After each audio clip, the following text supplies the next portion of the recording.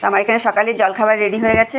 দেখো আজকে সকালের জলখাবারে বানালাম হচ্ছে পরোটা আর এখানে আলুর তরকারি, গরম গরম আলুর তরকারি আর পরোটা, আর ফ্রিজে মিষ্টি আছে, পরে বার করে রাখবো। আর এখানে তরকারি কাটাও কমপ্লিট। রান্না কী কী করবো এই দেখো, এখানে আজকে হবে মঙ্গলবার নিরামিষ, তাই জন্য হচ্ছে আলু পোস্ত, আলু পটলের ডালনা, আর এখানে উচ্ছে কাঁচকলা আলু দিয়ে একটা সেদ্ধ করব আর ডাল করব, এটাই করব। কেননা আজকে আমার একটু দাঁত তোলার মানে ডাক্তার ডেট দিয়েছে, দাঁত তুলতে যাব, সেই জন্য আজকে বিশেষ কিছু রান্না করব না।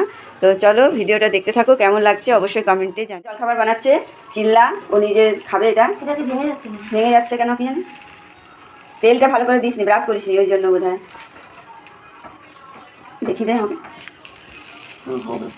গেল। এই যে এটা হচ্ছে ইয়ের ওটস আর হচ্ছে তোমার বিউলির ডাল দিয়ে চিল্লা বানাচ্ছে মেয়ে। কাঁচা মুখ, না হ্যাঁ কাঁচা মুখও বলে, আবার বিউলির ডালও বলে। সবুজ মুখ বলে, কাঁচা মুখ বলে, বিউলির ডাল বলে, কাঁচা মুখ বলে না, সবুজ মুখ বলে।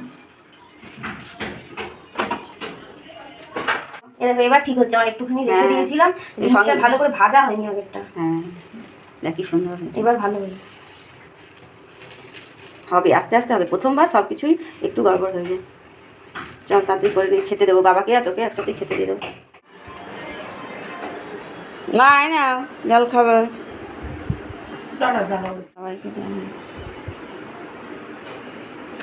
আর এই দেখো এটা হচ্ছে আমার ব্রেকফাস্ট। এটা হচ্ছে কাঁচা মুগের চিল্লা, ধোসার মতোই অনেকটা, আর এটা হচ্ছে শেজওয়ান সস। তো তোমরা যারা যারা ঝাল খেতে ভালোবাসো এই সসটা তারা কিন্তু ট্রাই করতে পারো। সবাইকার জলখাবার খাওয়া হয়ে গেল, এখন আমিও এই যে জলখাবার নিয়ে বসে পড়েছি। এই যে দেখো এখন জলখাবার খেয়ে তারপরে একবারে রান্নাঘরে ঢুকবো, রান্নাবান্না সেরে নেব। আজকে একটু তাড়াতাড়ি রান্না করব, কেননা একটু দাঁত তুলতে যাব। অনেক দিন ধরে দাঁতে ব্যথায় ভুগছি, অনেকক্ষণ ডাক্তার দেখালাম, তারপরে অনেক দিন অ্যান্টিবায়োটিক খাচ্ছি, কিন্তু দাঁতে ব্যথা কিছুতেই কমছে না। তো তার ভাবছি আজকে দাঁতটা তুলেই ফেলি। তো আজকে দাঁতটা তুলতে যাব, দেখা যাক কী হয়। তো তোমাদের সাথে পুরোটাই শেয়ার করব, দাঁত তুলে এসে কেমন থাকি না থাকি। তো চলো এবার রান্নাবান্না শুরু করব খাওয়া দাওয়া করে।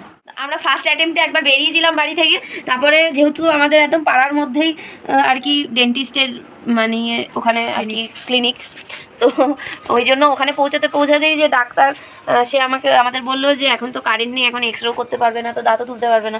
তো আমরা ওই জন্য আবার ফিরে এলাম। এখন আমরা সেকেন্ড অ্যাটেম্পট, এখন অ্যাটেম্পট নাম্বার 2। আমরা জানি না এখন কি হবে। এখন কারেন্ট এসছে, আমাদের বললো যে কারেন্ট এলেই চলে আসতে, যেহেতু বাড়ির কাছে, তাই আবার বাড়ি এসে আবার আমরা যাচ্ছি। তো চলো যাই, পেশেন্টই হবে আজকে আমার কপালে আসেনি। এই নিয়ে 2-3 বার হলো দাঁত তোলার কথা, কিন্তু হচ্ছেই না বারে বারে। জানি না আজকে হবে কিনা দাঁত তোলা, দাঁত নিয়ে কতদিন কষ্ট পাবো। চলো চলো চলো